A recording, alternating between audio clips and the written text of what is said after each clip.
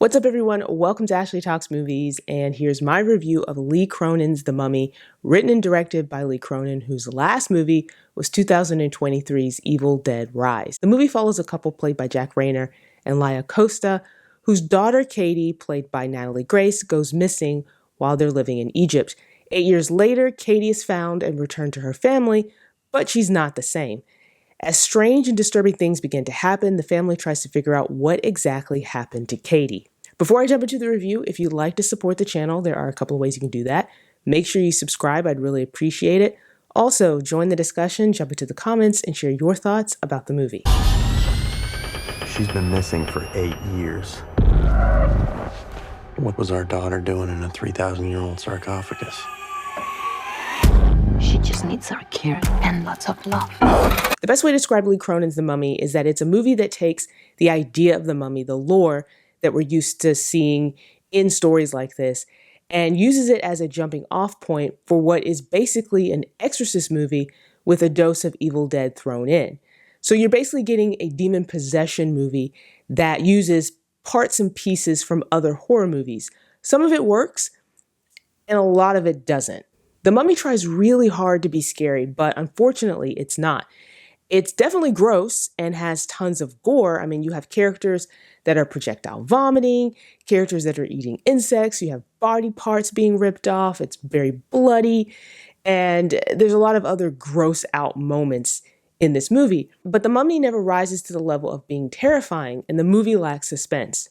Now, as the movie goes on, you start to realize just how thin the story is and how it's being stretched to fill this 2-hour and 15-minute runtime. And the movie just becomes repetitive to the point where you start to really feel that runtime.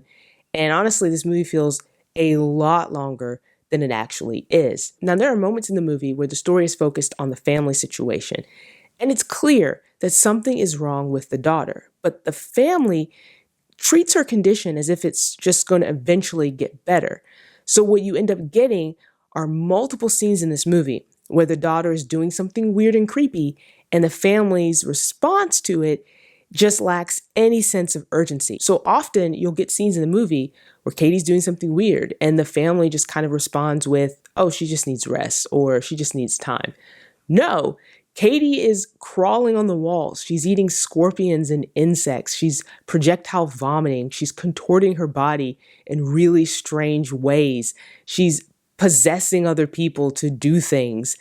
And you really feel like the family should be doing more to try to fix that than what they actually are doing. And so at this point, because there's so many scenes like that, I was just getting more and more frustrated with this movie. I also think The Mummy had trouble balancing tone. You have dramatic moments, and then you have the over-the-top, even campy moments.